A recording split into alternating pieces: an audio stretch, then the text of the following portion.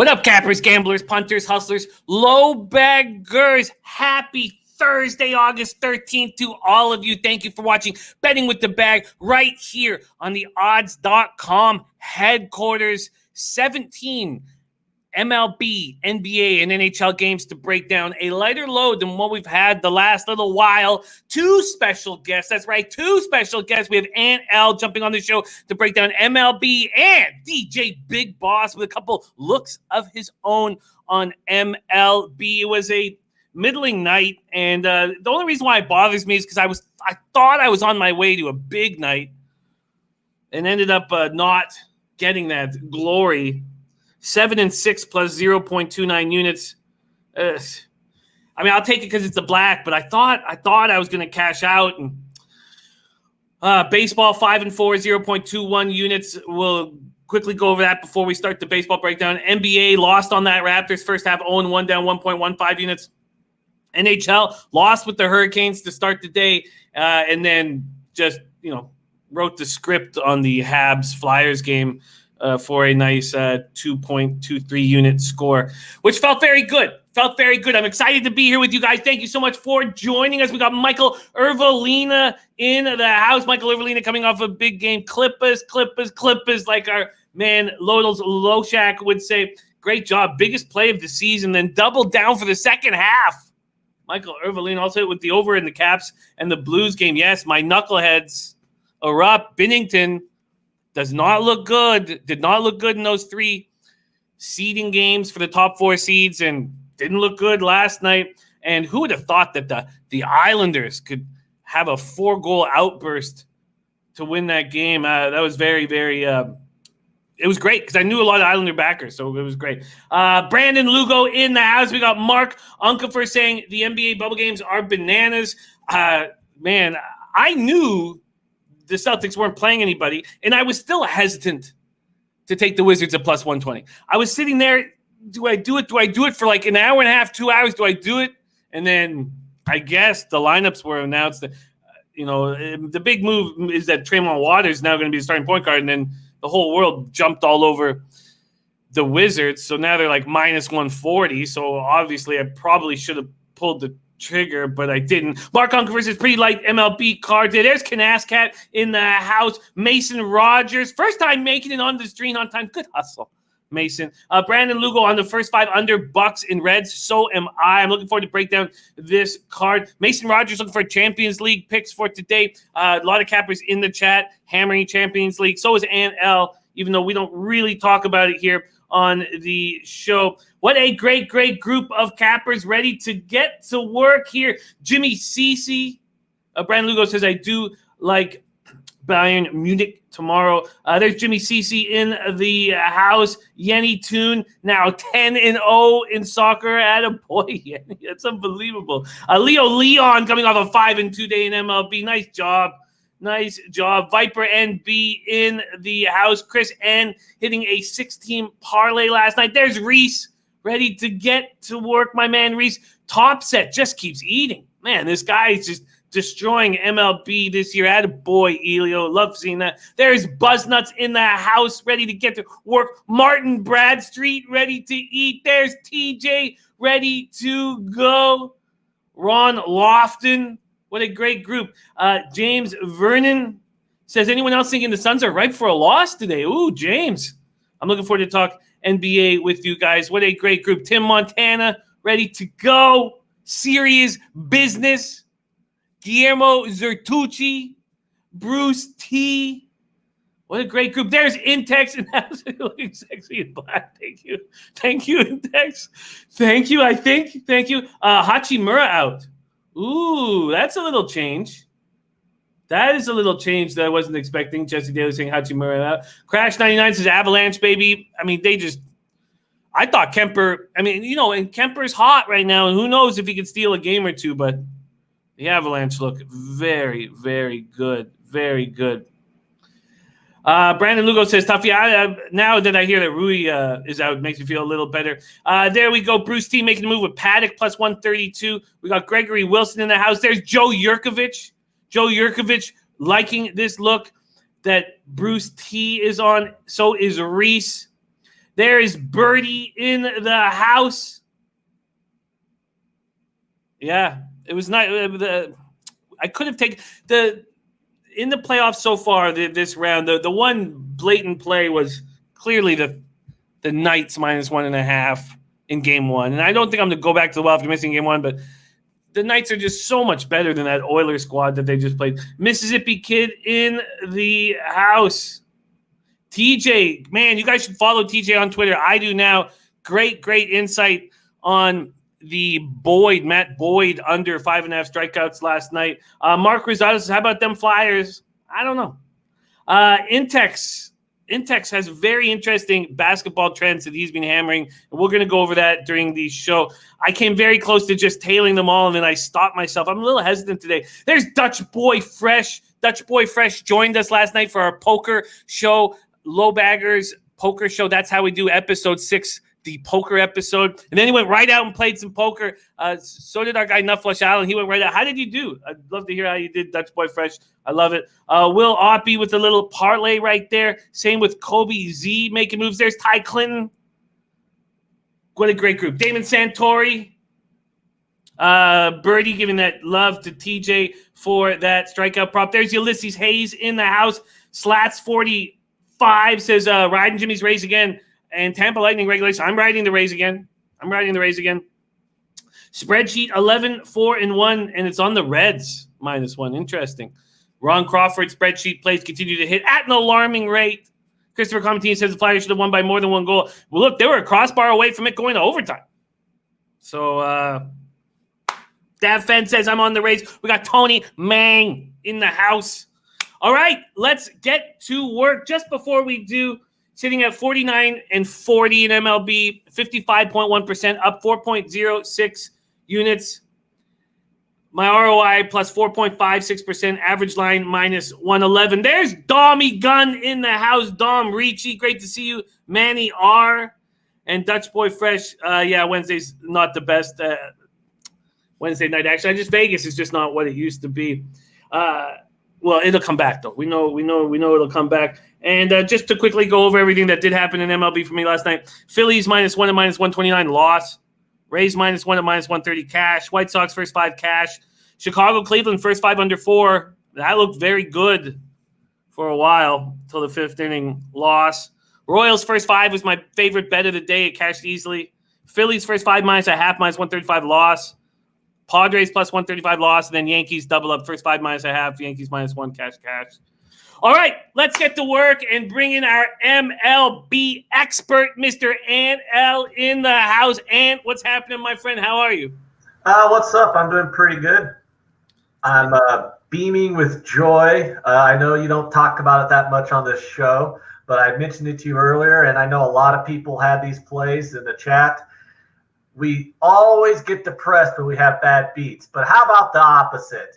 None of us deserved to win with PSG yesterday. None of us deserved that over. 2 goals in stoppage time for PSG in Champions League against Atalanta to win 2-1. Cashed everyone's PSG bet. Cashed everyone's over 2.5 bet. Cashed everyone's both teams to score and over 2.5 bets. Thank you. It does come back around. Sometimes you get the good beats, baby. Sometimes you get the good beats. No, I was happy to hear that went your way. I don't remember any of those going my way. Well, I don't know. I was ecstatic yesterday. I was depressed. I'm like, oh man, I had 2 units on that freaking over. I was like, oh man, this sucks. And then bang, 2 goals in 2 minutes of stoppage time. I'm like, oh, that'll work.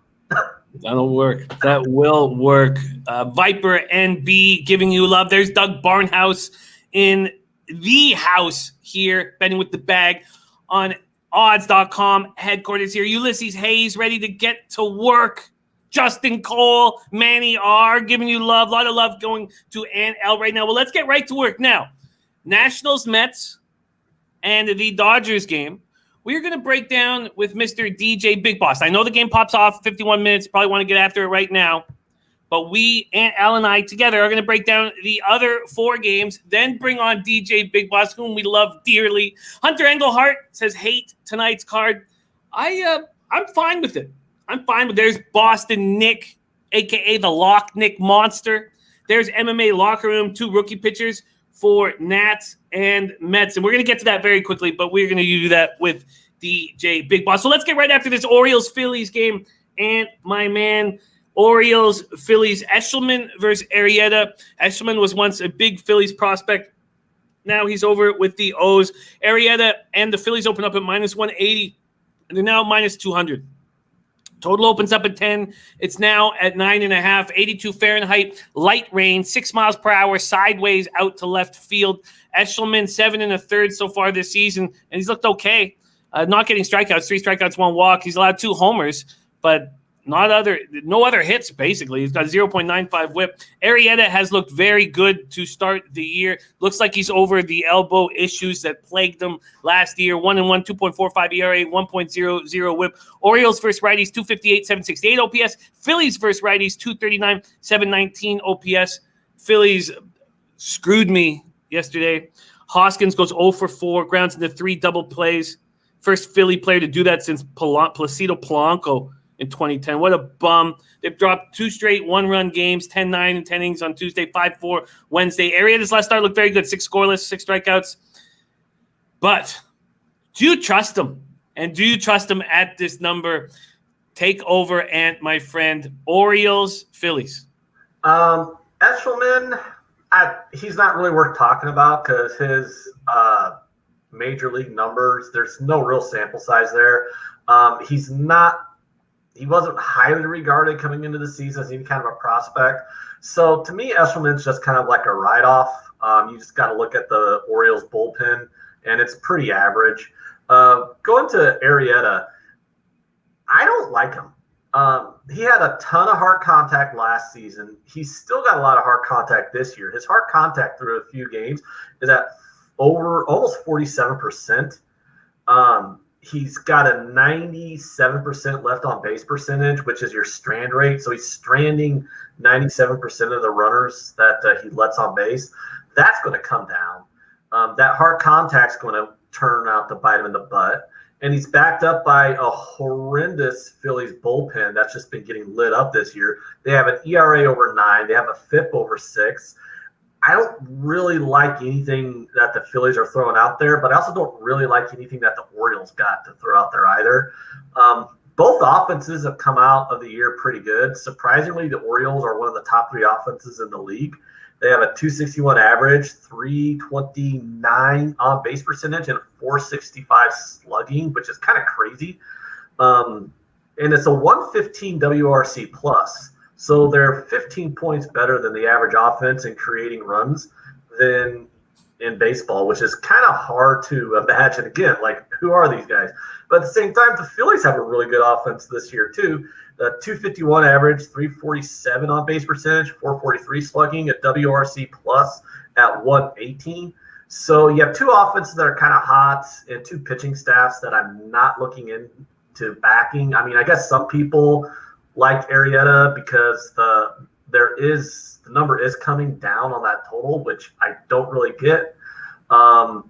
This game for me right now is a pass. There's absolutely no way you can lay that number with Jake Arrieta and that Phillies bullpen pitching, especially against an offense that has been able to surprisingly produce, but they still produced. And the Orioles, I would actually say this is either bet the Orioles or pass the side. No way you can touch the Phillies at this number. And now that the number is actually coming down on the total, I didn't bet it yet because it was hovering around 10, and then it was also hovering around juice. But I can get an over 9.5 at about plus 105. If they get it to plus 110, or if I can get a total of 9, I might wind up pulling the trigger on an over here. I think that's the real look, unless you just want to take a shot on a nice dog price with the Orioles. But my recommendation is, if you want to bet this game, I don't have a play on it, but if you want to bet this game, look at that total. Look at that over. The under action has caused that total to have a little bit of value for me. But for now, I'm still passing. I'm passing as well. It's interesting that this total has dropped from the opening 10 down to 9.5, and I can understand if it gets down to 9 to make a move. There's Cashman 19 in the house. Penny Bombs giving us this MLB and NBA action right there. Bucks Grizz over 227. Spurs Jazz under 231.5. And Spurs first half -3 from our Penny Bombs. Chad Whaley does have the over 9.5 even money. I'm off this game. Let's move on to a game that I am on. We have 3 more games before we bring on DJ Big Boss. We're going to go Rays, Red Sox. Look, I'm on the Rays train, and I'm eating, I'm drinking, I'm slapping ass, and I like it. 82 Fahrenheit, overcast, 7 miles per hour. Now, I did go for the -1, and being the road team, it was -155 on the money line, -105 on the run line. So it's not like a huge advantage, but I still took it. The -131 instead of sitting with the -155. Getting 24 cents is not enough, and I was like humming and hawing for a long time about it. Let's see if there's been any changes here. Still -155 at Bet365. That's what it opened up at, but it did go up to -160 and -165 before coming back down. And the total juiced to the under is still there, under 9.5 and -120. We have Glasnow, who's a monster and hasn't looked very good. I'm very interested to hear what his expectations of Glasnow moving forward, but he's not looked good enough to keep me off of that first 5. Kyle Hart, a 27-year-old journeyman, but we see these soft tossing lefties that haven't been seen by the opposition sometimes look good early in their career. AA Portland, AAA Pawtucket last year went 12-13, 3.52 ERA, 1.17 WHIP. Location for this guy. Rays versus lefties, 232, 740 OPS. Red Sox versus righties, can't hit them, 231, 687 OPS. Rays won the first 3 games of the series. They've won 5 straight overall. They have 25 runs and 40 hits over the first 3 games. Remember, before that first eruption, they hadn't had a game. They'd gone 12 straight games without getting over 5 runs. Red Sox have lost 7 straight home games. They've lost against the Rays 12 of their last 13. And now we see if Hart can help them. 19th round pick in the 2016 draft. And Glasnow just lasted 2.5 innings in his last start. He's got good numbers against Red Sox in 4 career outings. I'm on the Rays -1. I'm going right back to what's been working, and I'll keep doing it. I'm just going to keep hitting the Rays over and over and over again. They're hot right now. They're a good ball club. And take it away, Rays, Red Sox. Yeah, you look at Glasnow's ERA number right here. It's over 5. His FIP's over 5. But you also got to remember, he's only had 3 starts, and none of them have gone over 5 innings. And not having a start go over 5 innings when you're a Rays starter isn't really a knock against you, because they're the fastest team to pull the hook. They just don't let guys go to that 3rd time around the order. Like maybe Charlie Morton when he's on the top of his game, maybe Blake Snell too when he's on the top of his game. But even Blake Snell, they're only letting Snell go 3-4 innings. So you can't really go, oh, well, he hasn't gone that far into games as a knock against him when the Rays pull everybody after 2 times through the order, because they have the best bullpen in the league. And on top of that, 1 start was bad. He got rocked by the Yankees, which is the most prolific offense in baseball. Other than that, his other 2 starts were pretty good, pretty decent, and gave up like 1 run in 4 innings, which is kind of what the Rays want from their starters, especially at the beginning of the year, because they're still getting guys stretched out. So I don't really look at Tyler Glasnow's numbers this year as a huge knock against him, because I think a lot of people need to remember we're basically on April 17th on how far through this baseball season we really are. We're still running into guys who have skewed numbers because, you have 1 bad start out of 3 or 4 to start the season, and your numbers are going to be all out of whack. And a lot of those numbers don't come into balance until like mid-May. Well, so we're 2.5, 3 weeks into the baseball season. Just because the season's only 60 games, the variance doesn't know that the season's only 60 games. So we still got to treat this like, well, this is like mid-April for most of these guys. That being said, I'm not worried about Tyler Glasnow. Hart, I don't care about Hart. He's making his major league debut at age 27, and he's a soft tossing lefty. He'll probably suck. He might stifle them a little and be effective. Like, honestly, a guy like him, they're like, well, maybe he could be effective. Well, effective isn't really saying a whole lot. It's just saying, I hope he only gives up 3 runs in 5 innings, so that way we're not getting blown out. So the Red Sox offense, it's been below average this year. The They only walk 7% of the time. I don't have anything good to say about the Red Sox offense. 241 on batting average, 310 on base percentage, 95 WRC plus. It's below average offense there. The Rays have actually been above average. They have a 109 WRC plus. I like the Rays here. The Rays have a massive bullpen advantage. The Rays have a starting pitching advantage. Offensive performance, the Rays have had an advantage in their offensive performance. And I laid the number. I actually was able to get minus 148 on the Rays. If you shop around, you should still be able to get that number. I don't see any reason to take the Red Sox here, especially like plus 135-ish is where like most people are probably going to see this number at. That's nowhere near big enough to take a shot on the Red Sox here. So I'm on the Rays. I'm with you. I like it. And the more I think about it, I should have just probably eaten the juice there. You don't pay the juice if you win the bet. Yeah, well, I feel you. And getting that slight discount is probably not enough for me. But I'm totally with you. Jared Schrader also backing the Rays. Okay, let's keep rolling right along here. Next up, we have Pirates, Reds. We're going to talk Pirates, Reds, and Brewers, Cubs. And then we're going to bring on DJ Big Boss. This game, to me, Pirates Reds was a clear first 5 under, and I took it. But as a full game, oh wow, it's back. Okay, so they the total had gone up to 9.5 at a bunch of books, and I was like, interesting to see that the market was moving it to the over. It's now back to 9, and then on the heads up spot here, Disclafani and the Reds open up at minus 175. And 5-cent move towards them at Bet365. They're now minus 180. 88 Fahrenheit clear, 5 miles per hour, sideways. Pittsburgh returns. We hadn't seen them since Sunday, a 2-1 loss when they were swept at home by the Detroit Tigers. Neither team can hit righties. And Trevor Williams looked quite good in his last start. And he's a streaky pitcher. He's 0-3, 3.52 ERA, 1.11 whip. He's 0-3 with those ERA and whip numbers because this Pirates team has scored 1 run for him while he's been on the mound. 1 run for him while he's been on the mound in the 3 starts. 14 Ks, 5 walks, and 15 1/3. Disclafani's looked very good this year. Sonny Gray was talking about the difference between him this year and last year and what a beast he looks like on the mound of these teams. I said they can't hit righties. Pirates 180, 521 OPS. Reds 197, 697 OPS. And Pirates are hitting 209 on the season, averaging 3 runs per game. They're 1-7 on the road. Disclafani's numbers aren't very good against the Pirates overall. 2-6, 4.35 ERA, but I think he's a different pitcher this year. Josh Bell hits 353 off of him. But other than that, this was screaming first 5 under, and I took it. That's my move. First 5 under, 5 at minus 110. Ant, did you make a move here? Pirates, Reds. Yes, so I'm looking at this. A lot of people in the betting markets love to fade Williams, and last year worked out, but I'm looking at his numbers this year. I think he's kind of reverting back to 2018 form where he's limiting a lot of that hard contact.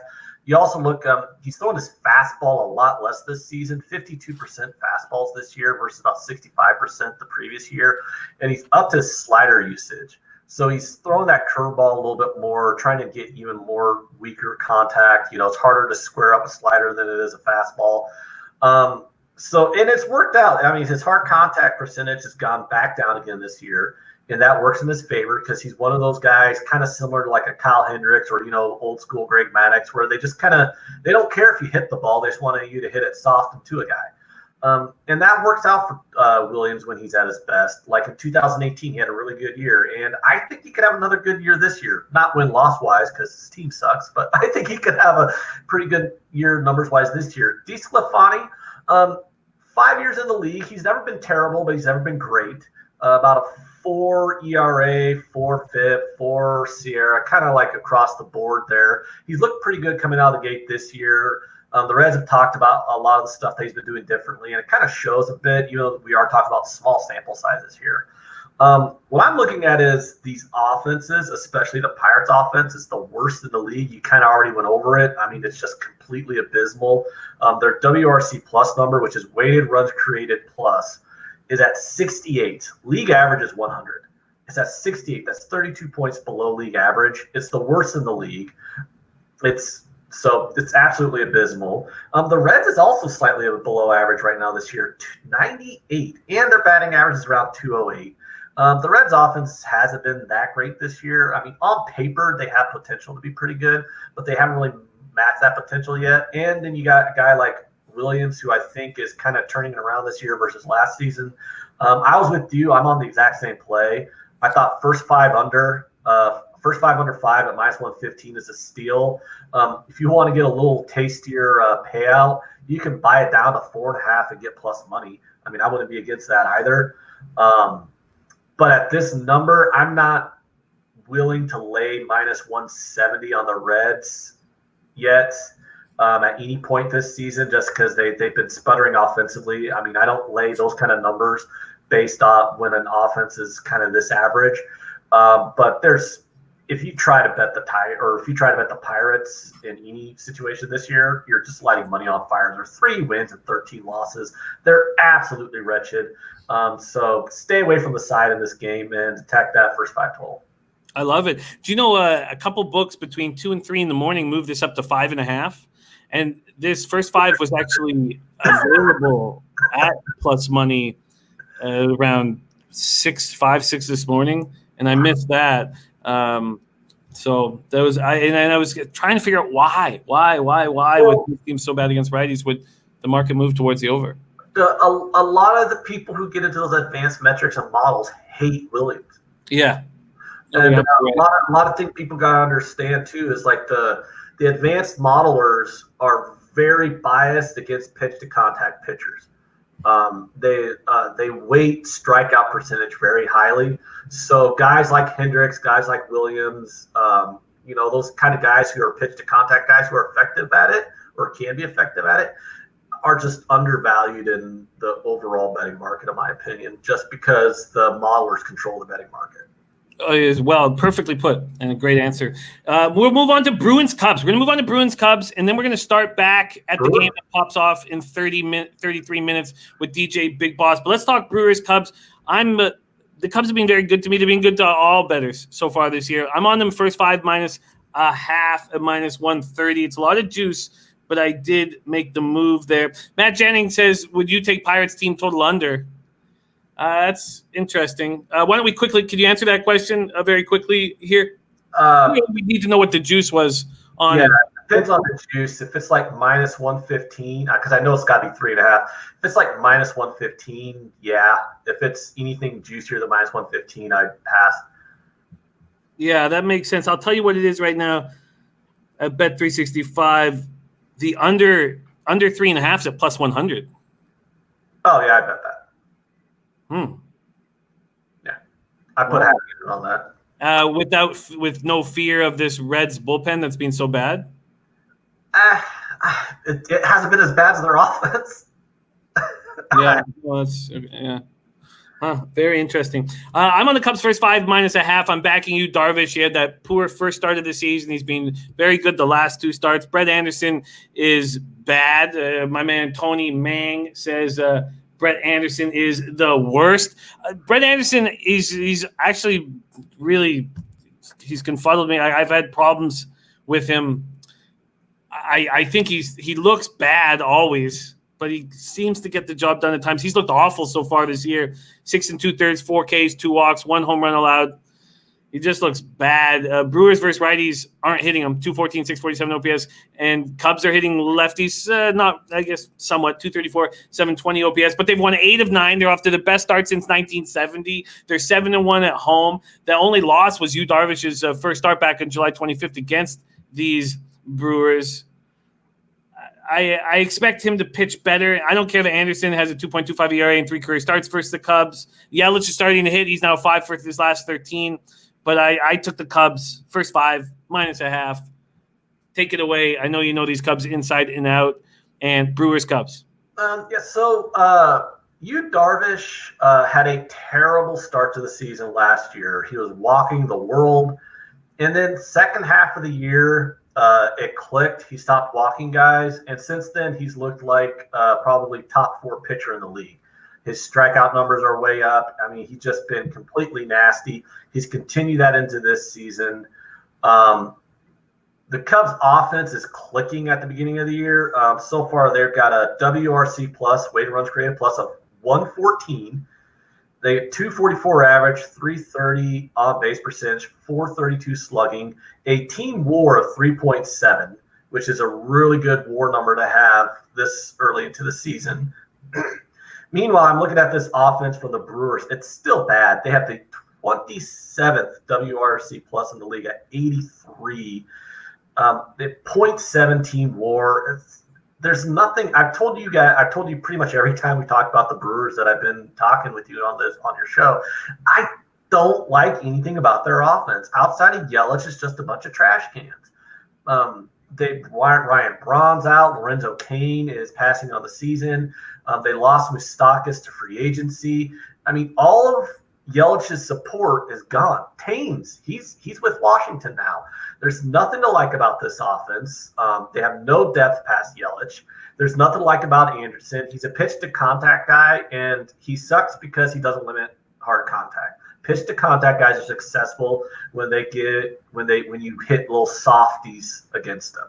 People are squaring up the ball against Anderson. He's had 40% hard contact the last 3 years. They are going to jump away from him. I mean, he's not going to go more than really 3 innings unless he just magically, has like a start of his life. He's not going really more than 3 innings. They're probably going to piggyback him with Burns or someone else out of that bullpen. So don't expect this to be like the Brewers aren't really – he's not going to make it through like first, second time through the order here. So some of the guys that the Brewers have coming out of the bullpen are more capable, in my opinion, than Anderson. So I'm staying away from the full game here, and my play is exactly the same as yours. Our friend Matt Dixon, also knows 20 a lot. You get a much better starting pitcher and a much better lineup in that first 5, minus a half a run, minus 130 or less juice, you take it. So I'm on the first 5 run line here for the Cubs at minus 130. I wouldn't be against someone taking the Cubs -1 full game. I think you can get like -1 full game right around the same price, about minus 130-ish. So that's kind of where I'm at. Is I bet the first 5 run line on the Cubs here at minus 130. I love it. I absolutely love it. So we are on the same page here. So those 4 games, we're going to break into these. The first game on the card and the last game on the card with DJ Big Boss.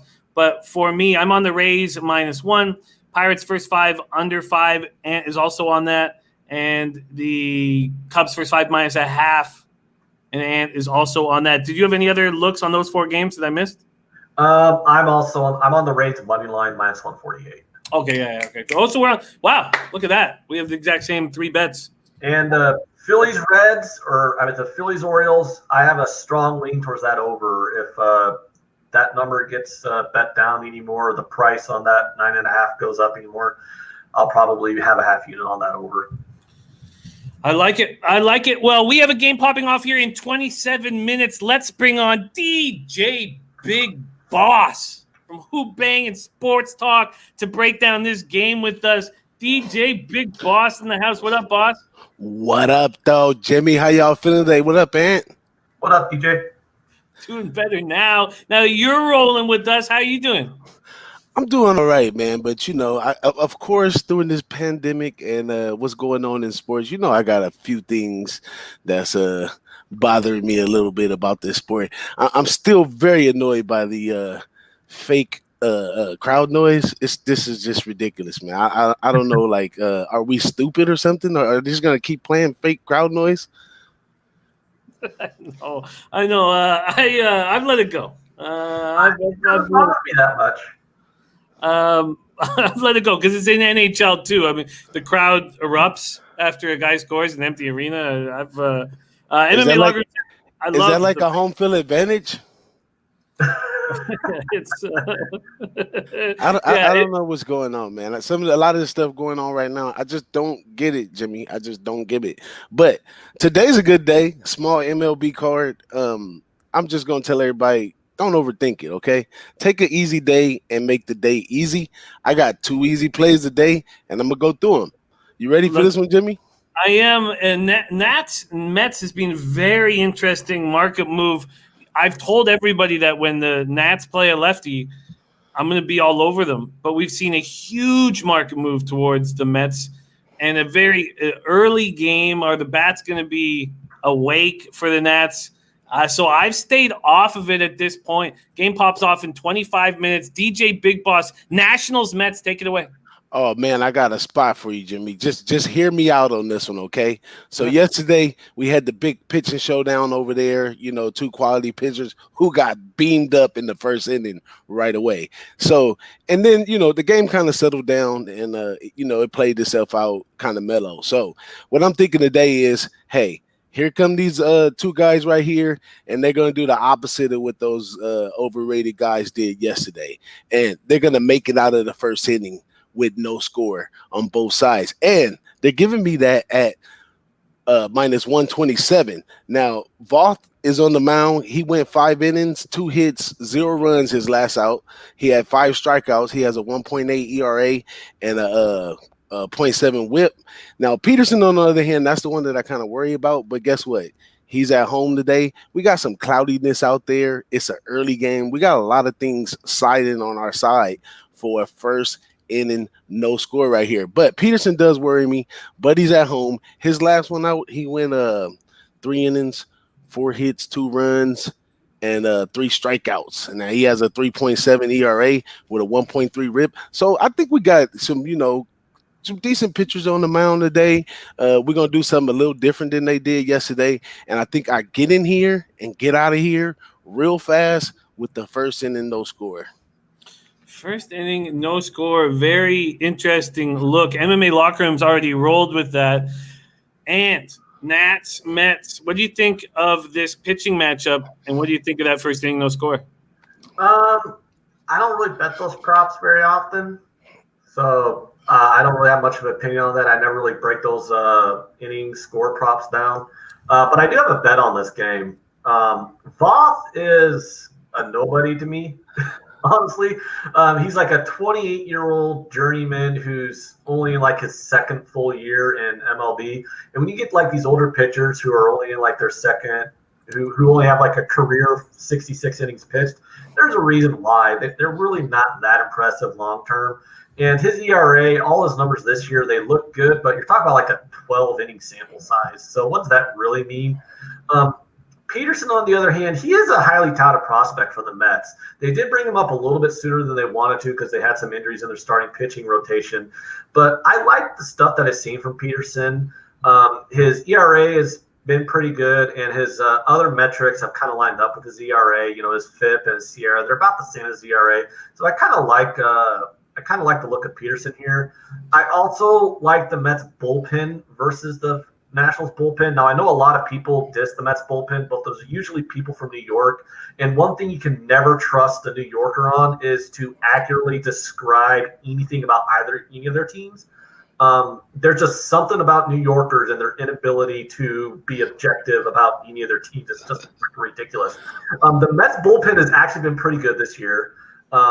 It's also got a lot of positive regression in their metrics. They have 67% left on base percentage this year, but they're third in bullpen soft contact created.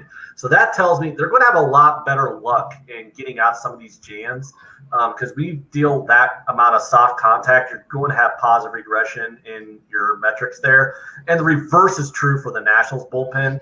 They have an 80% left on base percentage, and they are terrible in inducing soft contact. So I see negative regression in the Nationals bullpen, positive regression in the Mets bullpen, and the Mets have a much better lineup.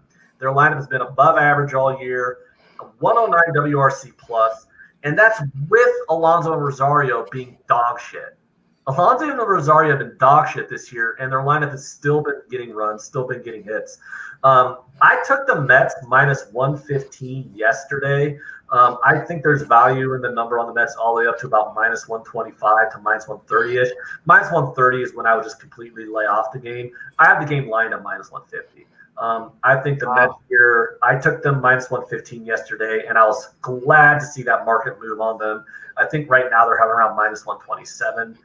There's really nothing to like about the Nationals in this spot. They got a nothing guy out there for starting pitching. Their bullpen has tons of regression in their metrics, and their offense has been abysmal all year. Soto's back, so Soto will help them out, but still, I mean, taking Rendon out of that offense just handcuffed them completely. Man, I think we got a New Yorker in the chat right here that will tell you different about his Mets. My man Don Ricci in here. I have never, ever met a Mets fan who's objective about the Mets. Every Mets fan I've ever met tells you that the Mets are the worst team every single year in and year out. And I'm like, the Mets have had a winning record 7 years in a row, including a World Series appearance. But yeah, go ahead. They're the trashiest team in baseball. Well, they're bringing out the DeGrom this weekend, so they're gonna put their best foot forward somewhere. I'm high on the Mets this year. They had a slow start, but I actually like the Mets. I'm on the Mets team total under this year. So we will see. Don says Mets heating up, and they are. And it's Pete Alonso, doubled twice in the homered yesterday in that 11-6 win over the Nats. He came in batting 197, but Soto is just a monster. He's 2 more homers last night. The guy just continues to rake. We've talked about Nats versus lefties, 339, 1.020 OPS. And Mets versus righties, 264, 738 OPS.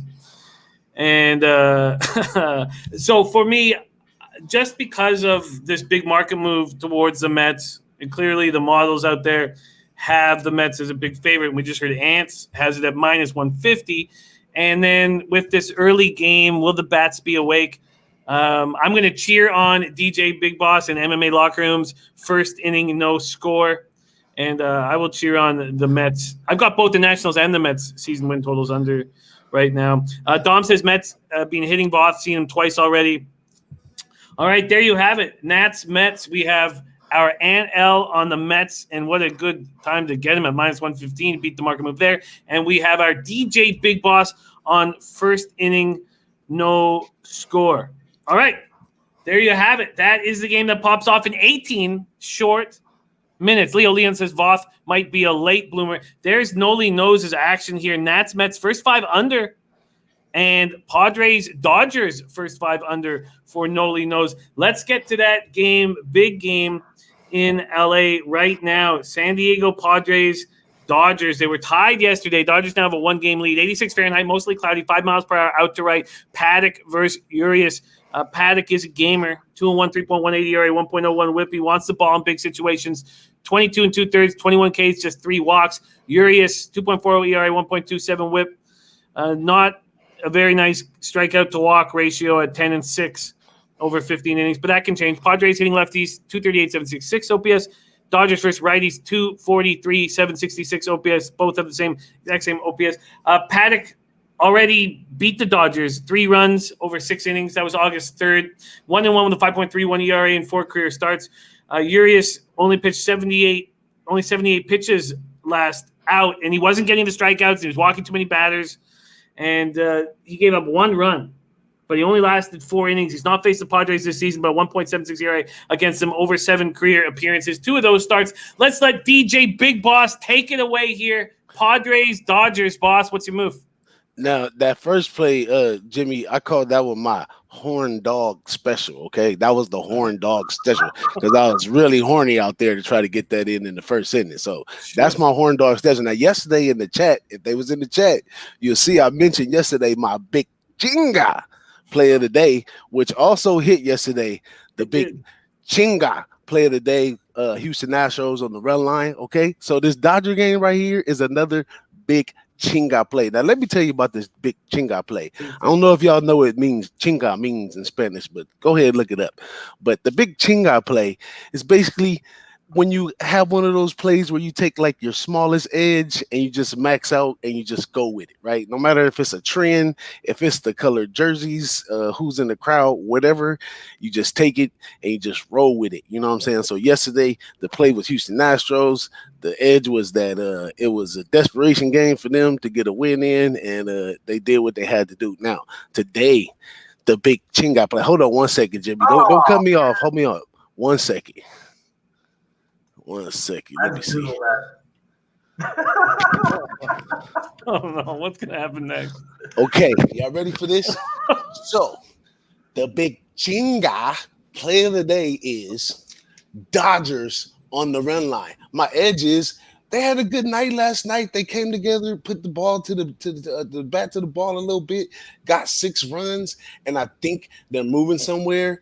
And plus, I seen a guy with an LA hat run off from the liquor store with a free beer. So, Dodgers on the run line, the big chinga play of the day.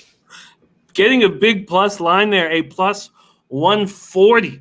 Oh, yes. The chinga play has to be a plus line. It has to be a plus line. You can't say chinga and it not be a plus line. I'm not going to chinga anything less than even money.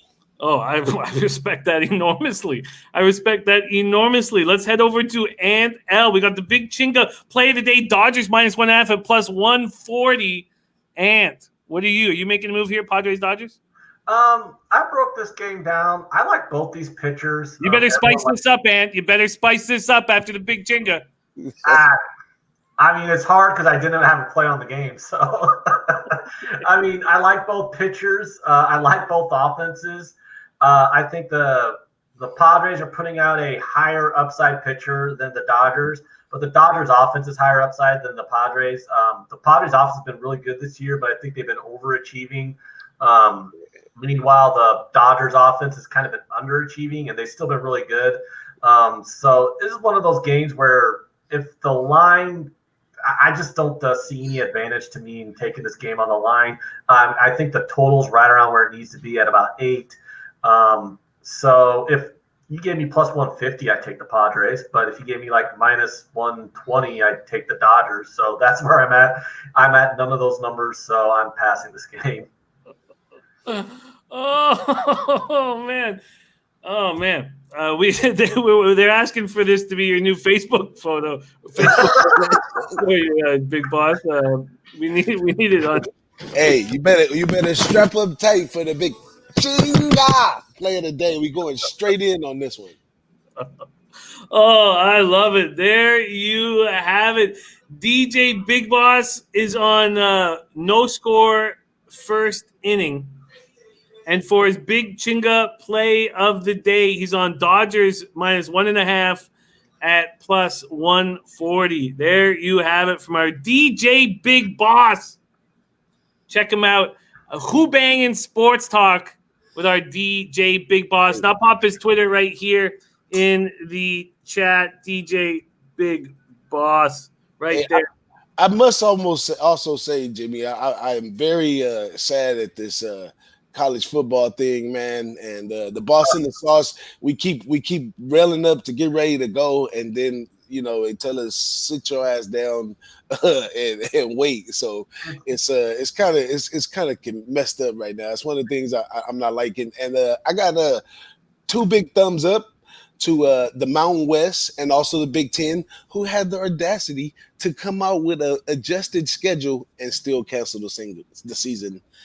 As much as I love the Mountain West, that was a sucker move. But it is what it is. We're going to deal with it, Jimmy. And make sure y'all give me a follow and check me out.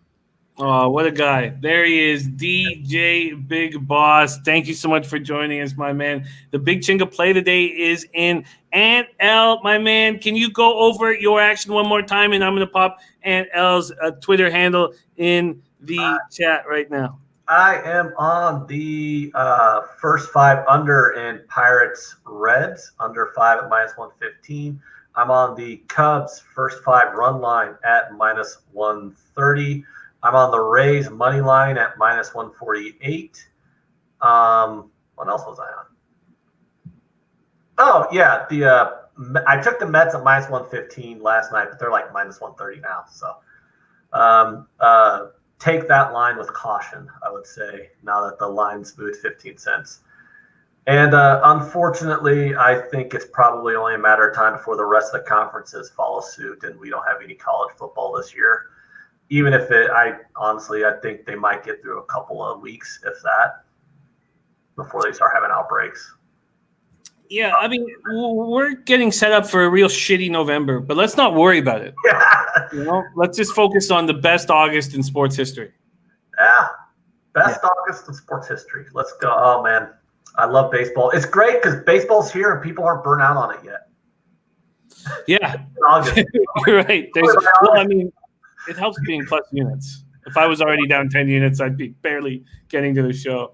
Well, normally by August, everyone's down like 75 units of baseball, and they just like completely score it off, and they're saving their money up for football season. Yeah.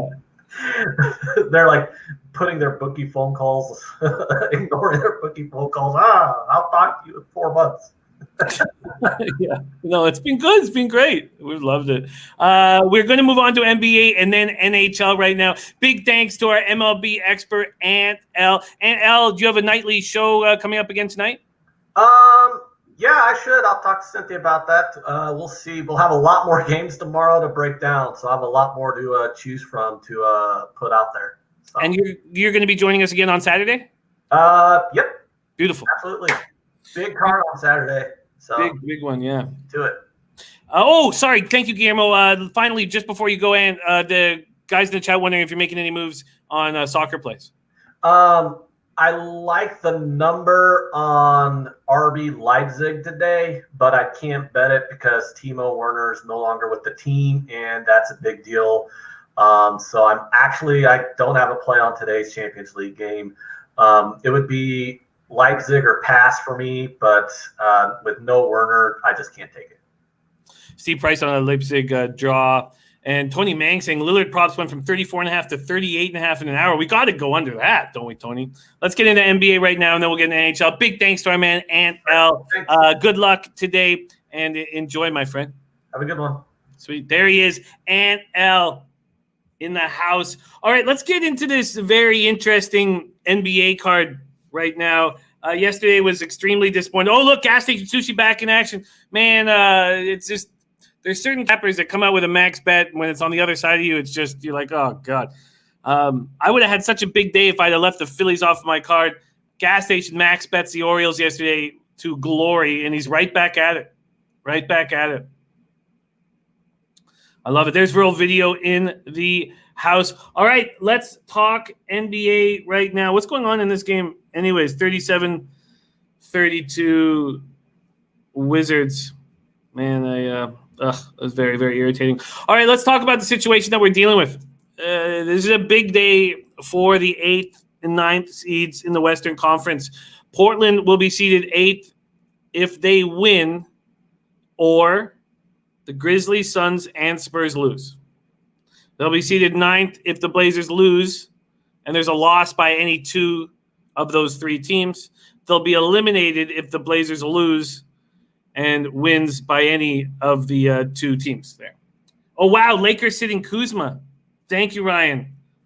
Wow. And John Katzelnick putting in his parlay right there.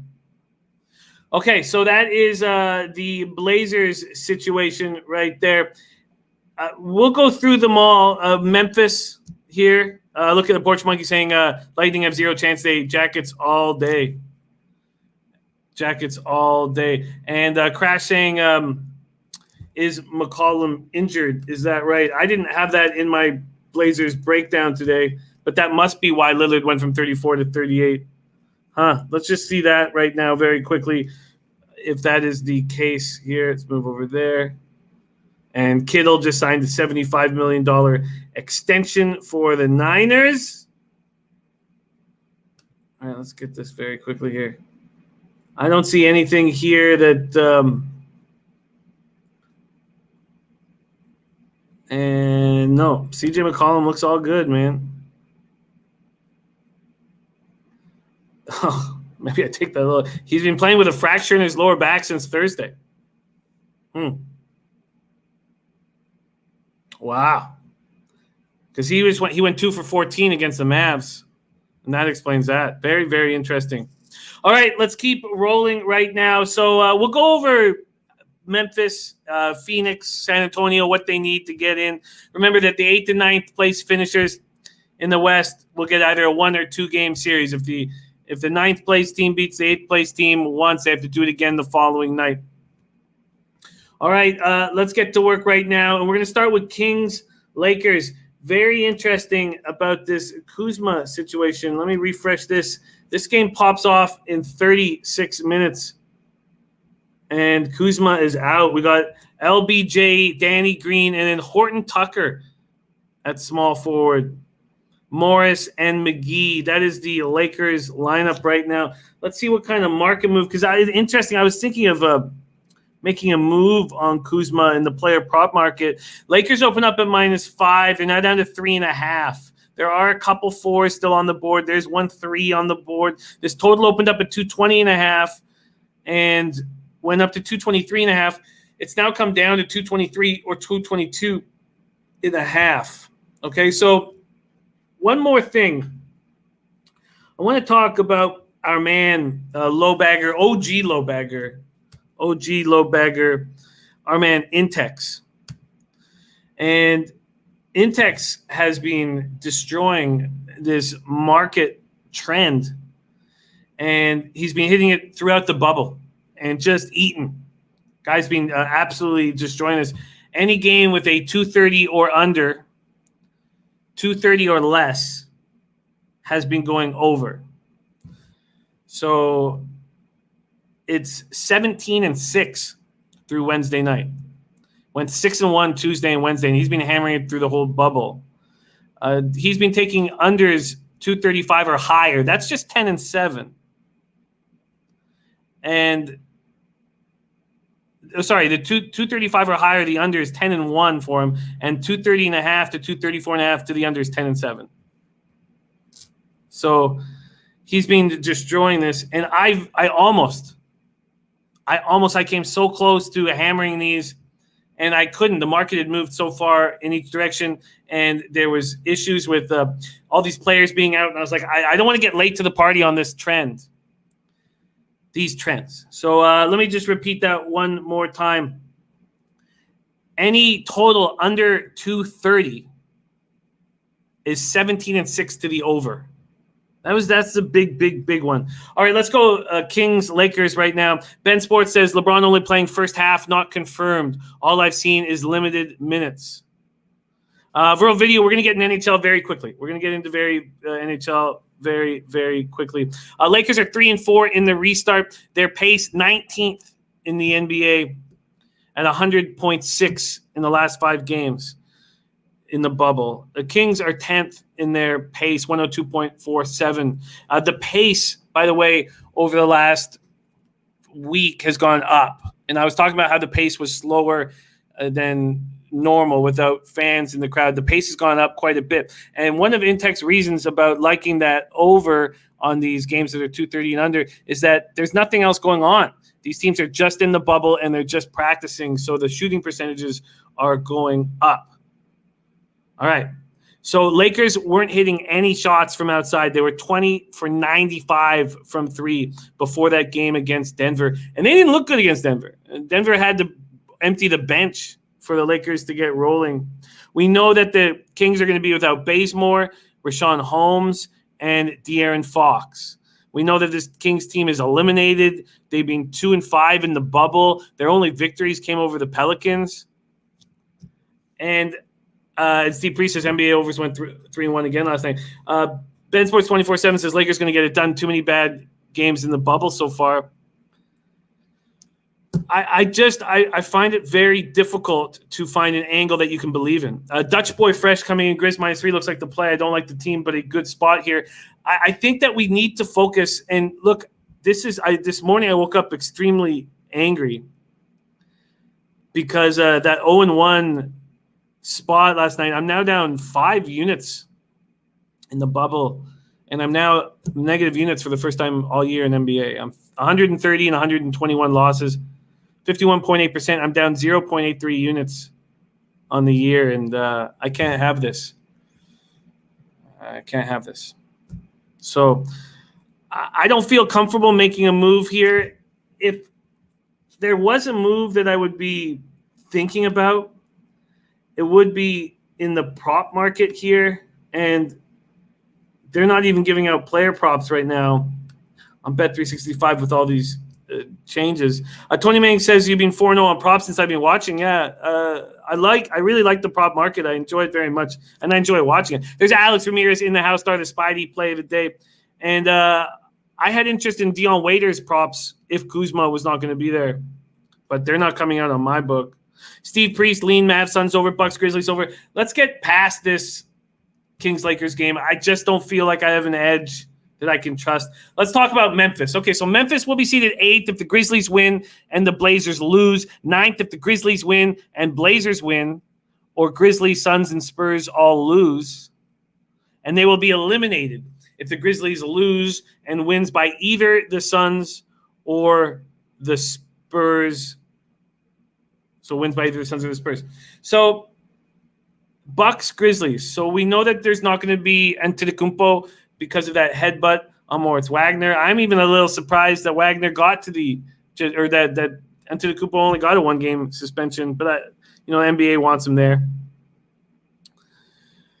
Tony Mang says the Duncan Robinson over 13.5, 16 in first quarter, and then sat at 60 minutes. It's very tricky right now. We need to focus on teams that have to win, and then do you trust teams that have to win? And do you trust this Memphis Grizzlies squad up against the Bucks?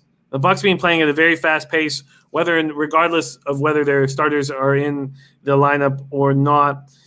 Milwaukee opened up at 3-point favorites. Now Memphis is 3-point favorites, so there's been a 6-point swing. This total went from 226 to 227.5.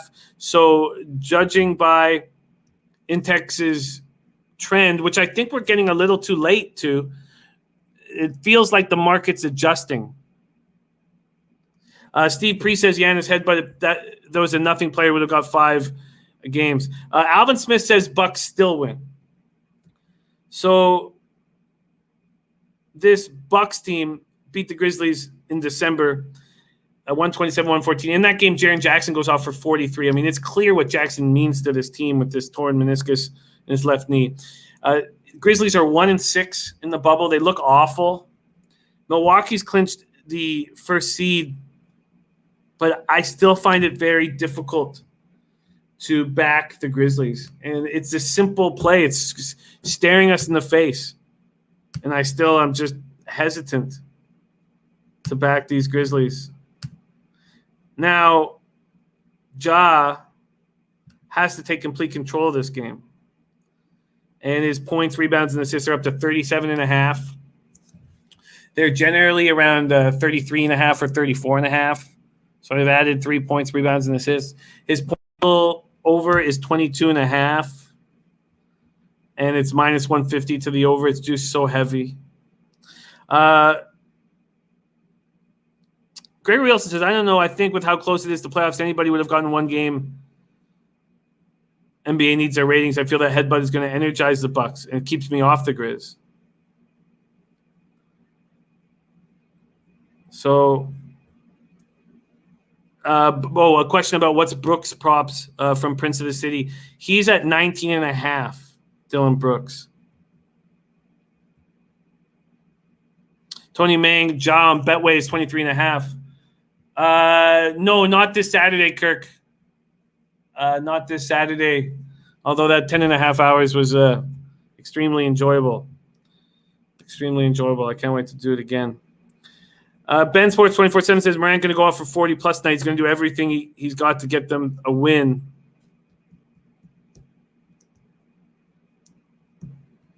Tori Coker has a very interesting point here. He says the assistant coach is Memphis head coach.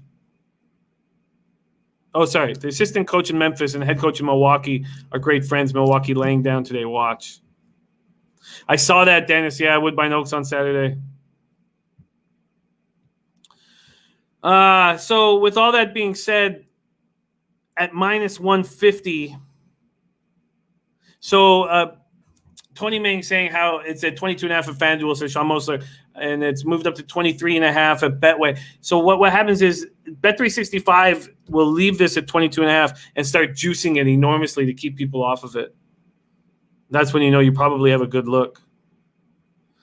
So Michael Clifford, I've got 3 plays in MLB. We've broken down the first 2 games in NBA, and I'm not. I think you're right. I think the Grizzlies get it done. I just think they have to get it done here.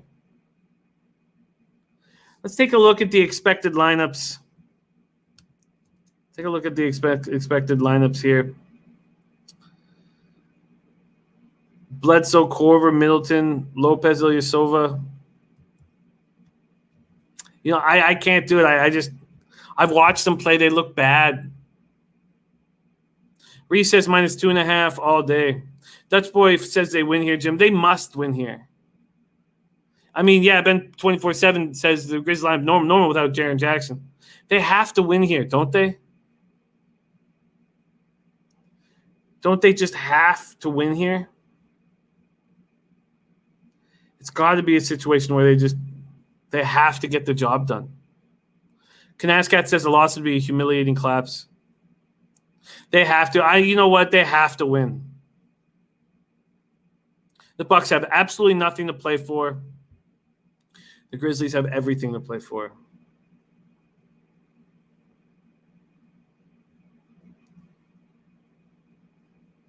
Rishi's right. He says they've been having to win, but their form is not where it should be.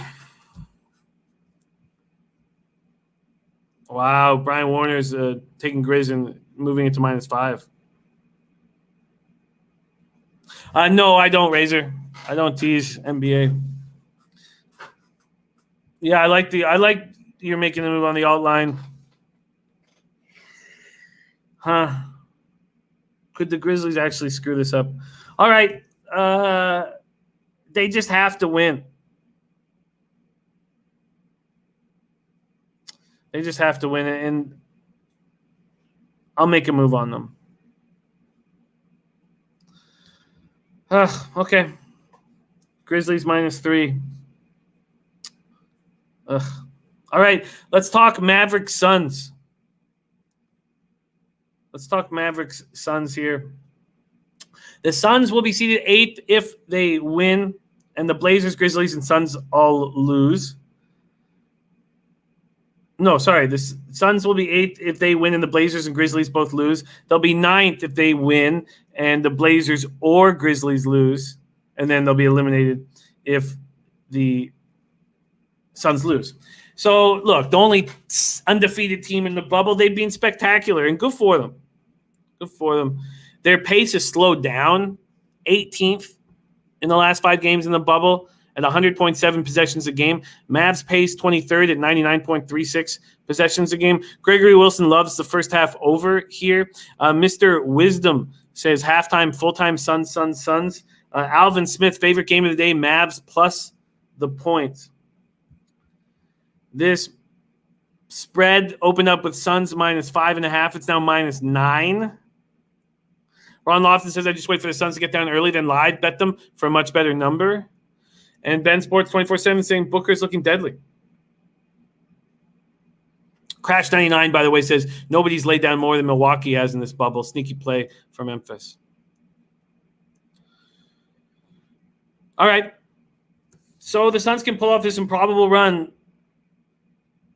Booker has 4 35-point games in Florida. Dallas is locked into the 7th seed.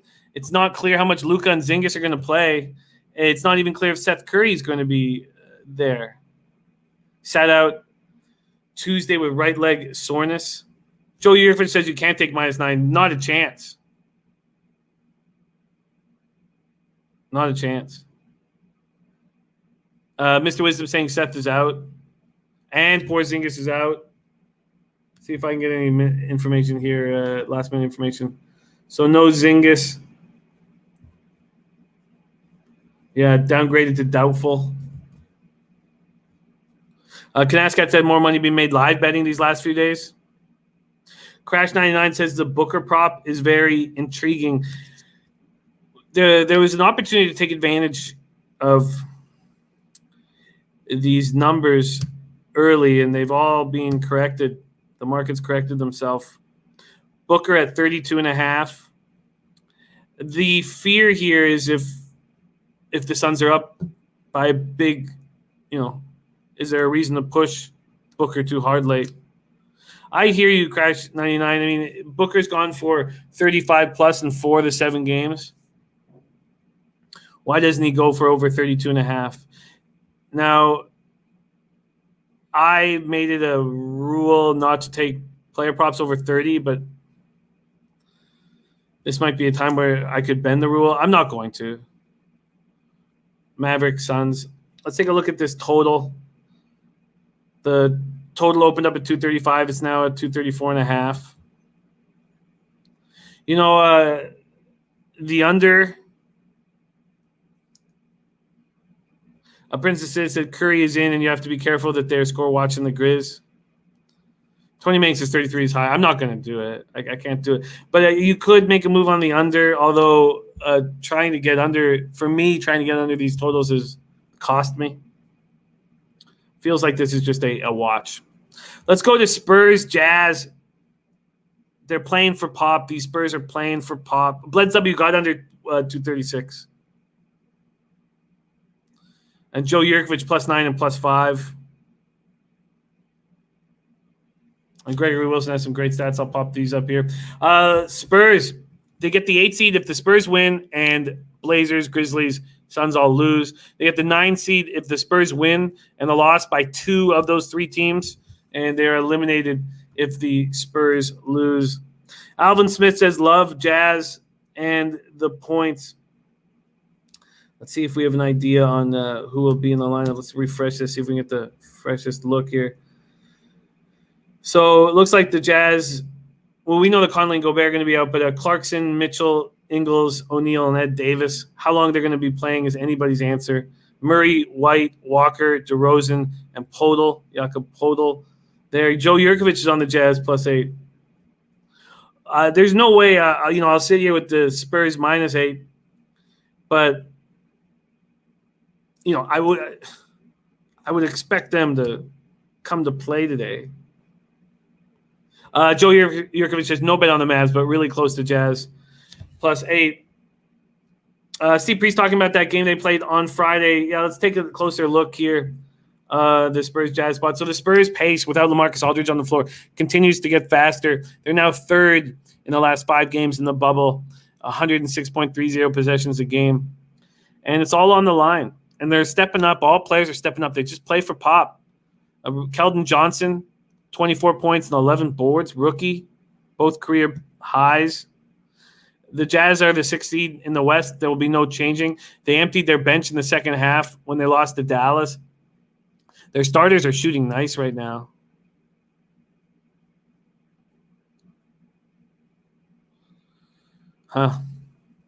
Sean Moser says Spurs first half. They come out super strong. Don't see Jazz going hard here. But we know that the Jazz are going to empty their bench in the second half, not the first half. I can understand backing the Spurs first half, but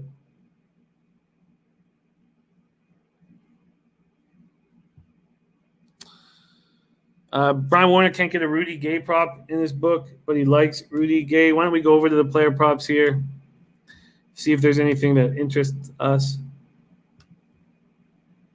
I got 13.5 for Rudy Gay here, bet 365, but it's juiced to the over. Over's at -130, the under's at -110. DeRozan's at 23.5. The issue with these DeRozan props is the Jazz might have nothing to play for late. And we took the over 22.5 in his last game. He got to 23, with minutes to go in the third quarter. Then he didn't score another point because he didn't need to. Joe Yurkovich says Jazz want to be a spoiler. Steve Priest wondering what Keldon. I don't have a Keldon Johnson prop. I only have 6 Spurs props for DeRozan's at 23.5, Gay 13.5, DeWanta at 14.5, Podol at 9.5, Lonnie Walker at 10.5, Derek White at 15.5.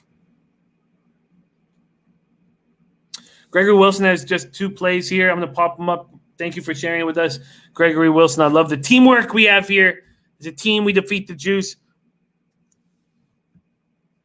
And Tony Mang saying that's about to score in the first. All right.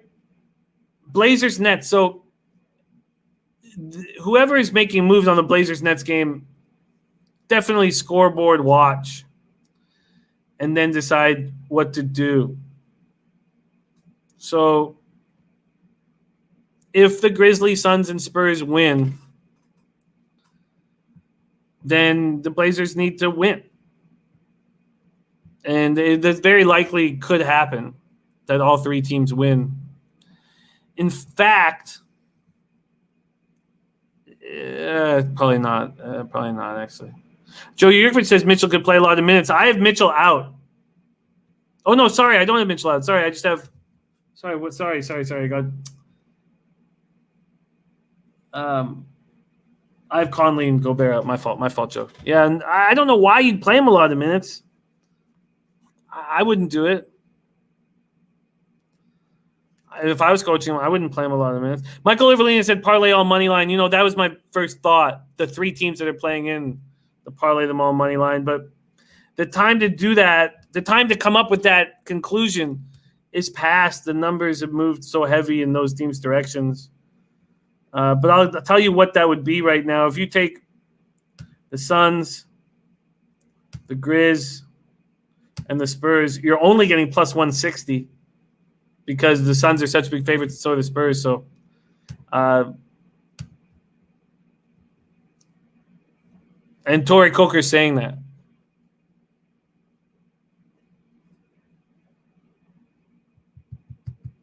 Yeah, it's not worth it. So if you're going to make a move on the Blazers, you want to see that those 3 teams have won.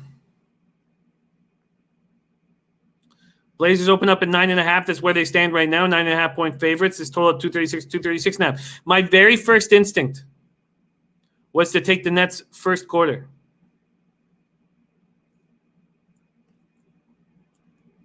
Flipper saying parlay that sequence either with plus points or if they're chalk. Mr. Wisdom says I need double money minimum for a parlay. That's a legitimate rule.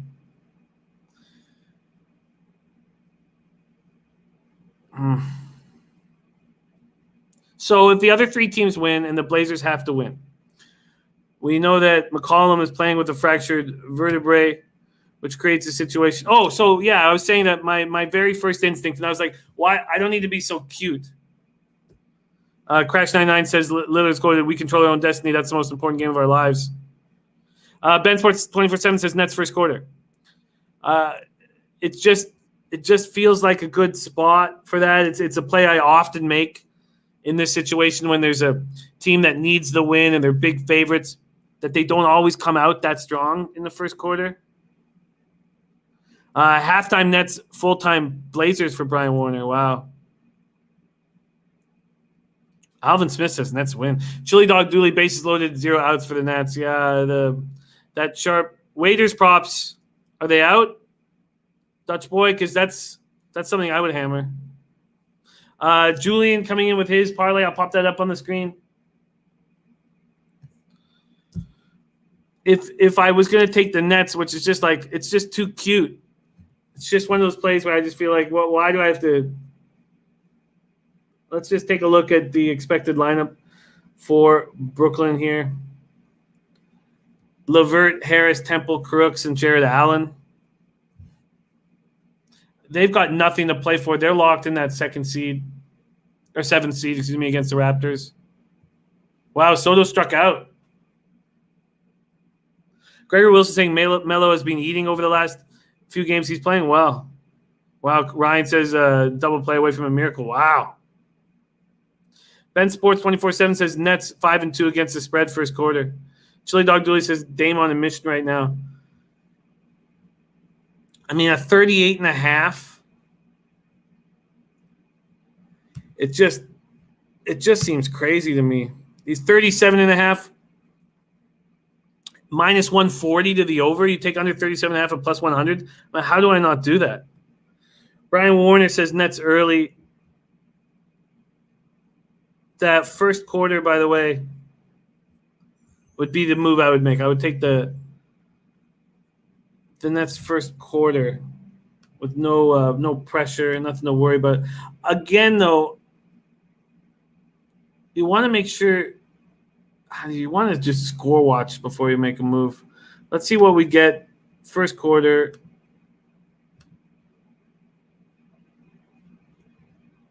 Plus 3.5. That's nice.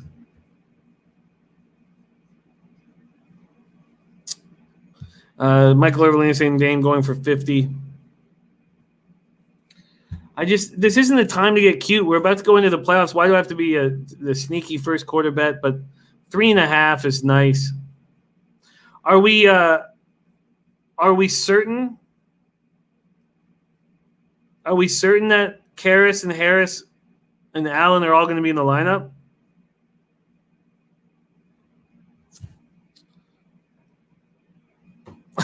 Rishi. I get it. Oh, 1-0. Okay, we got 1-0. Nats.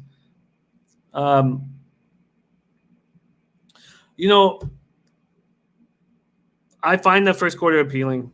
A ton of pressure on the Blazers.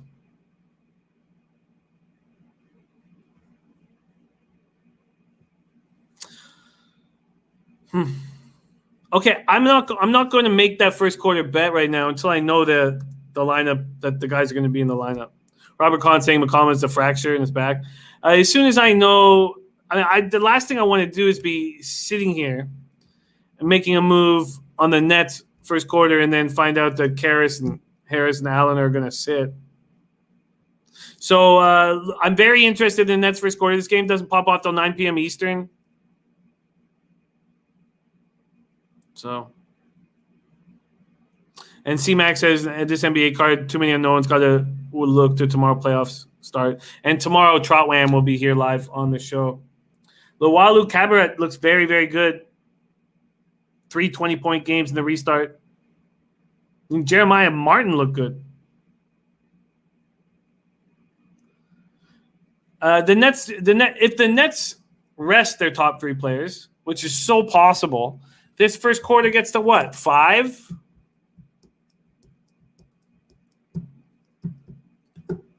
So, all right. Okay, let's move on to Pelicans Magic. And what a shit show this is going to be.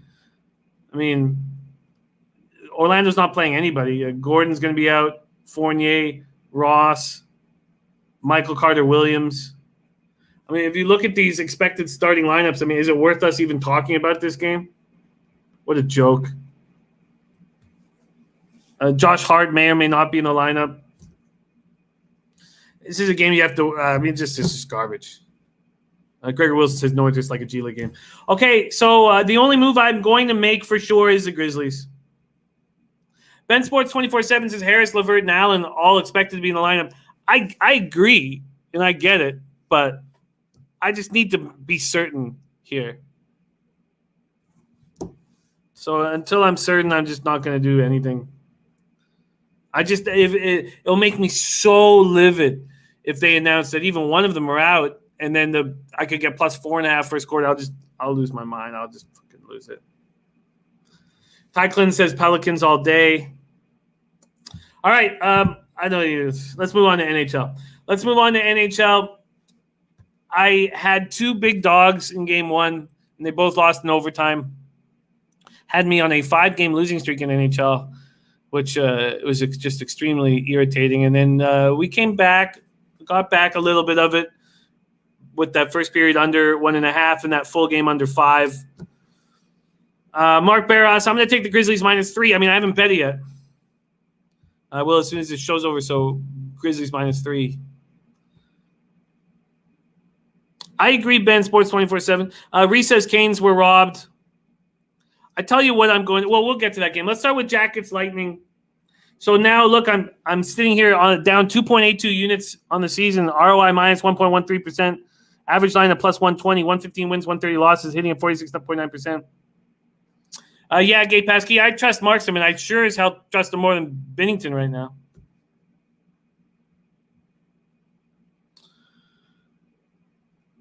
Okay, Jackets Lightning, game 2. So the big question, if you are breaking down this game in any way, is how much did that quintuple overtime loss take out of the Jackets? Now, in a 6-day span, the Jackets have played more than 6 games. So 4 regulation games and then 122 minutes of overtime against the Leafs and Lightning. Jermaine says that they might creep out the nudie bar and be ready to play tonight. Birdie, here we go. Birdie saying betting this Columbus game very aggressively today. Tampa -1.5, -2.5, -3.5. Wow. So I completely understand what Birdie's doing here. I just don't see how that wasn't a backbreaker for the Jackets. But they're saying all the right things. They're saying all of the right things. Gate Passkey says, I like Bolts on the puck line. They're fresher, and their offense looks good. So now we get to another question. Is Hedman going to be in the lineup? There's been talk that Hedman will not be in the lineup. Let's just see if we can get a last-minute look here if if Victor Hedman is going to be in the lineup or not. Let's see. Here we go.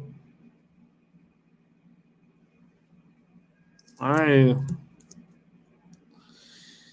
Sounds like he's good to go, but there's Jigga909. Jigga, nice to see you, my man.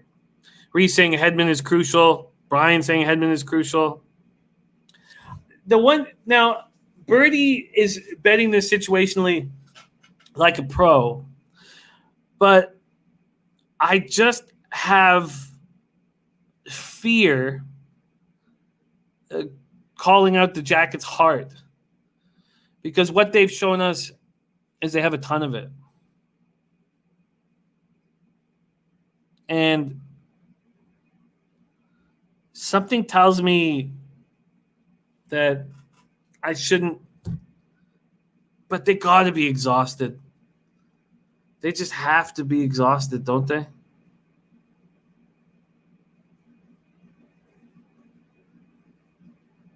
I just don't see how they wouldn't be done for. Minus 175 are the Lightning right now.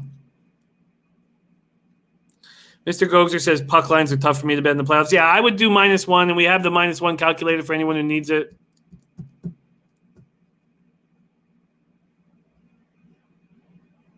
Yeah, Birdie, I agree with everything that you're saying.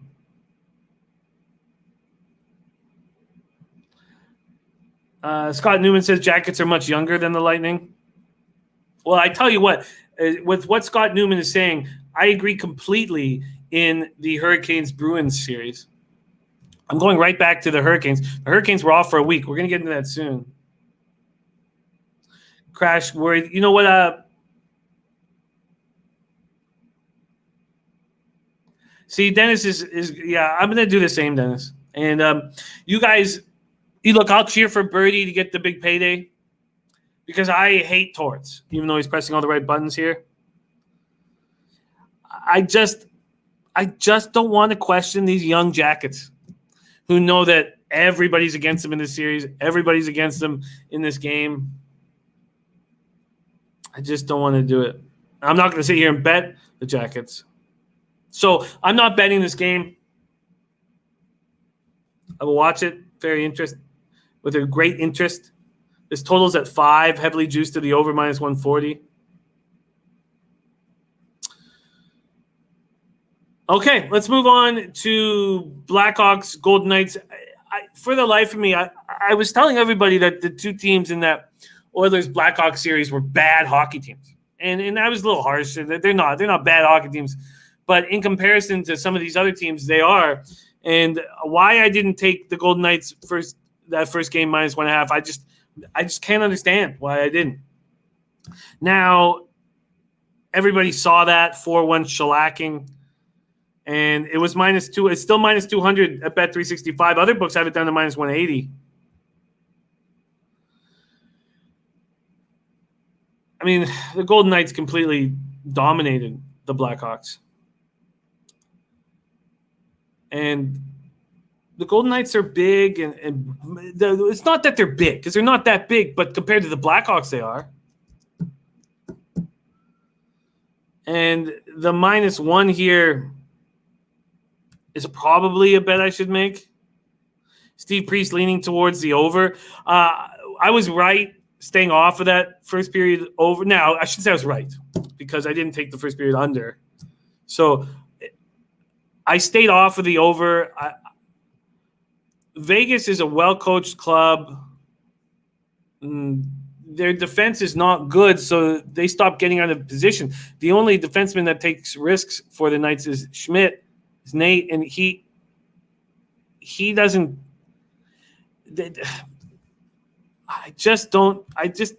They're so much better than the Blackhawks, and the Blackhawks defense is so weak.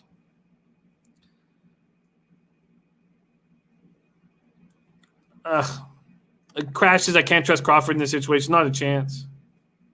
Ryan Kozlowski says, how about my Isles? What a win. What a spectacular win.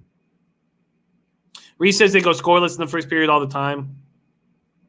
They're just so much better than the Blackhawks.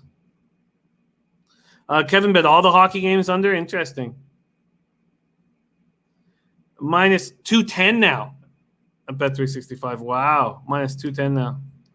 Look, we all saw it, and the market saw it, and everyone's betting the Vegas puck line. Gate Pass Key says, don't overthink this one. I don't know if there's a risk reward, and I'm the same way in playoffs. I like the -1 line. Mr. Gokster. Oh, Mr. Gokster says Vegas have one of the best offensive leagues. Chicago probably is the worst D. I agree. I agree that Chicago. And who would have thought that Duncan Keith would have fallen the way he has? Sean Moser on team total under 2.5. Mr. Gokster going Vegas team total over again.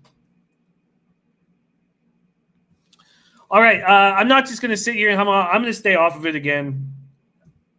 It's not if Golden Knights win, 4-1 again, I won't beat myself up for game 2, but game 1, how I didn't make a move on it is just astounding.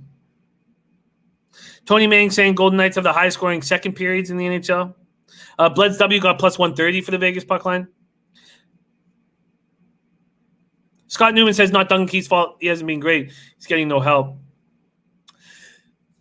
So Scott Newman, I tried out for the Penticton Panthers when Duncan Keith was a defenseman for them. And I've always been jealous of him. And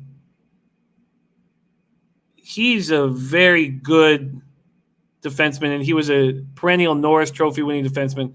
And I think he's fallen off, and maybe that's just my jealousy.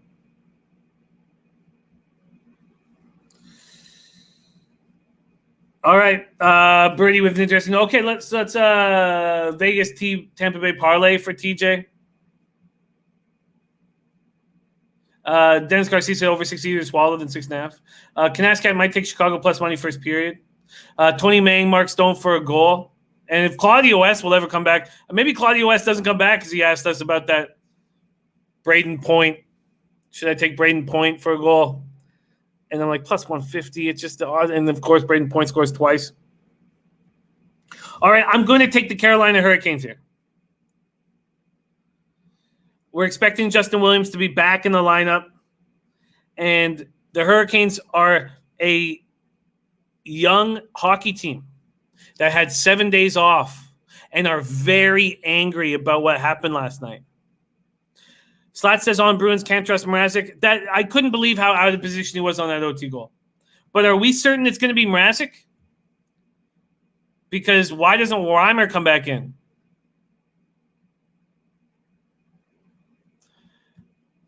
Bruins controlled tons of that game, Slats. Tons of it. But, see, Tony Mang says Reimer expected. That the overtime goal, it was just livid. I was very angry. Boston's 0 for 13 on the power play in Toronto. They went 0-4 last night. Last night. We're going for the second half of a back-to-back, and I've got the younger team who had 7 days off. I'm on the Hurricanes today. I'm getting a better number than I got. And I'm going back to the well. From a total standpoint, I do kind of like the under, but I'm not going to take that. I'm not going to take a heavily juiced spot. I'm just going to take the Hurricanes plus 125. And that's going to be my move here. Birdie says I'm off this game. Says unlike Tampa Bay, Jimmy Carolina still has the monkey on their back. I know there was a layoff that needs to be factored. I'm rooting for you in this one. Reese says Bruins are not what people think they are. Mr. Go says Brindy says it's possible Mrazek starts. Mrazek, that's what I would say too if I was coaching the team, because I wouldn't want the Bruins to be fully prepared for Reimer, even though I expect the Bruins think Reimer is going to be in that. If we get Justin Williams back, oh, God, I'm going to be sweating buckets for this game. Steve Priest says people forget Bruins won 44 games. Bruins are a great hockey team. Rask does not look good. And I think that this second half of a back-to-back helps the Hurricanes more than the Bruins. It's that simple. I expect Vatanen and Justin Williams to be back in the lineup. Slat says Bruins are 7-0 in last 7 versus Canes, and if Reimer's your answer, you are in trouble. Look, if Mrazek is our goaltender, then we're in trouble. And we've seen Reimer get hot before. I hear you what you're saying, Slats, and you're not wrong. All right, let's move on to Flame Stars.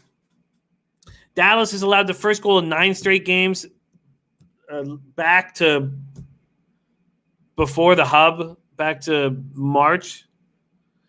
It's so crazy that you could have these stars in Tyler and Jamie and Bennett again that they're so talented, and then you're so concerned about them that you have to bring in Pavelski and Perry and veterans to keep them focused on the task at hand, and they're still just garbage in the first period. Sean Moser says, Stars, I'm so disappointed in this team. Birdie, look, to me, Birdie, the main point is this. The Hurricanes had 7 days off and now get a back-to-back, and they're much younger than the Bruins. That's the main point. They're angry. Brendan Moore is angry. They believe they got shafted by the refs. And the bullshit the refs pulled. I mean, I was during the show. I didn't even get to see that bullshit to make it 2-1 Bruins. For me, it's that simple. The back-to-back after an overtime game benefits Carolina after 7 days off. Dennis Garcia said, loved everything from Calgary the other day. Man, Milan Lucic is a beast right now. It's a big, big change when you give a guy who's been such a bum confidence. Birdie, I just can't. I just don't want to question this Jackets' resiliency. And Dennis said it as well.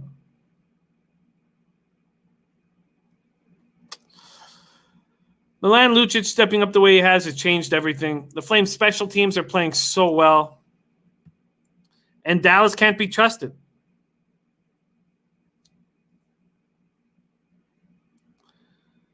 In saying that, I still don't think the Flames are that good.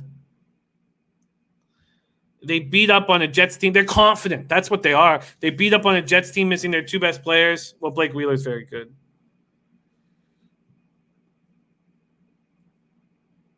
And then, man, I can't trust the Stars. And yes, the Flames have looked really good.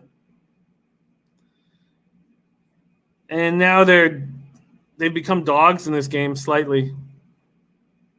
And I have those who've capped with me in NHL for the last 3 years know that like I have vividness biases that affect me, and I try to not let it affect me.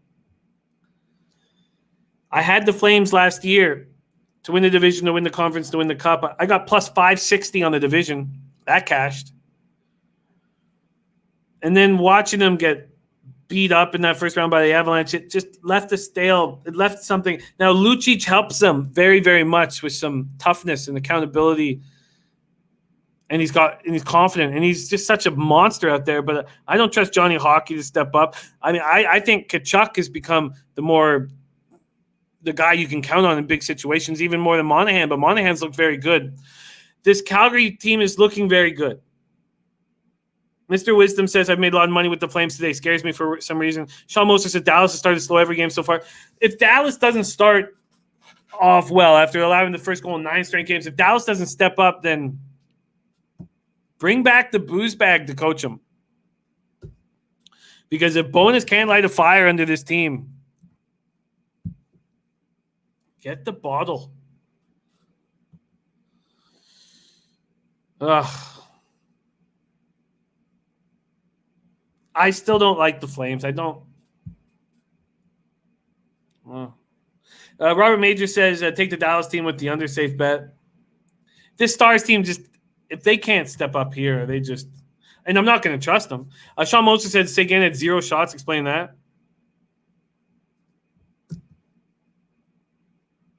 I can't. He can't be trusted. I mean, he tips well at clubs, says Maxwell Smart. Great. Jesus. I would before every game, I would walk up in front of the other team if I was coaching the Stars, and I would open hand slap Tyler Seguin in the face and ask him if he's going to play today. And then we'd see what happened. And then I'd walk right over to Jamie Benn, and I would open hand slap him in the face, and I would ask him if he's going to play today. And then I would leave the dressing room. And it is a dressing room. I've been able to say dressing room in a long time. Dressing room. It's not a locker room. It's a dressing room. All right, I'm going to stay. I'm only making one move in NHL.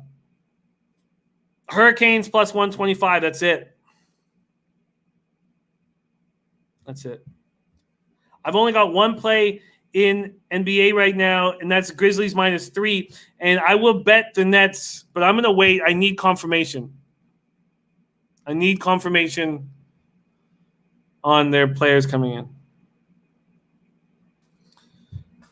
Brian Warner says every coach needs that advice. There's Tony Bruscher in the house. I thought it was going to be an incredible night, Tony, but it didn't end up being as good as I slowed. It's still a winning night, but it wasn't as glorious. All right, that's the show.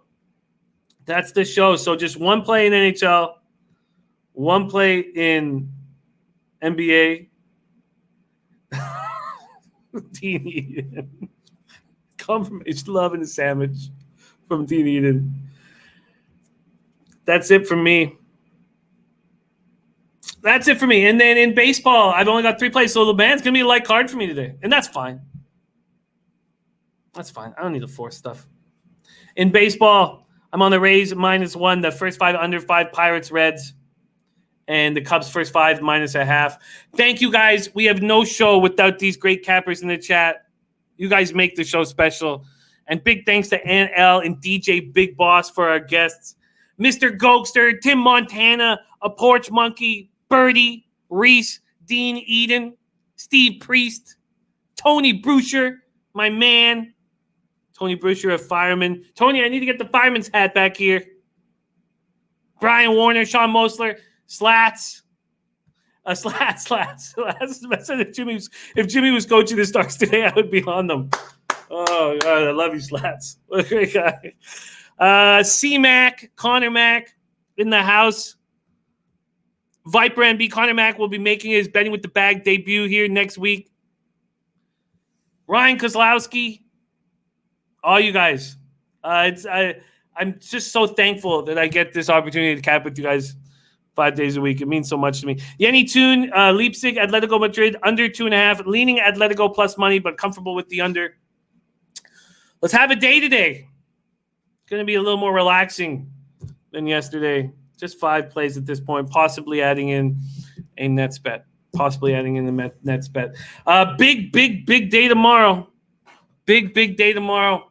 We will have Noli Knows on the show. We'll also have Trotwam on the show. Joe Gimarino says, do you have Noli's plays? Just check him out. Follow him on Twitter, Joe. Oh, but he did give us 2 unders. He gave us 2 unders. So he gave us the Dodgers under, first 5 under, Dodgers Padres. Which is probably a good look. The total went from 8 to 8.5. What's that first half at? 4.5. It was at 4. It moved up to 4.5. Interesting. Thank you. Sean Moser has it. Reds first 5 under. Dodgers first 5 under. All right. Mason Rogers, that was the look they had from Yenny Toon, who's running hot right now. He's on the under 2.5. Under 2.5. All right. Let's have ourselves a day today. Come back with more bullets in the chamber for tomorrow. Let's go. Leche. Hey, Los bookmakers. Let's go. Oh, wait. Those of you making moves in horses, those of you who want a little extra action because there's not enough on your card, you can pop over to odds.com and get the Dennis Garcia article. I'm going to pop it in the chat right now. This is our man, Dennis Garcia. Saratoga, 4th and 6th. That's going to be coming up any minute. You guys want to pop over and make a little cake from our Dennis Garcia. Hit the link to his horse racing article. Get paid in full today. I'll catch you guys tomorrow.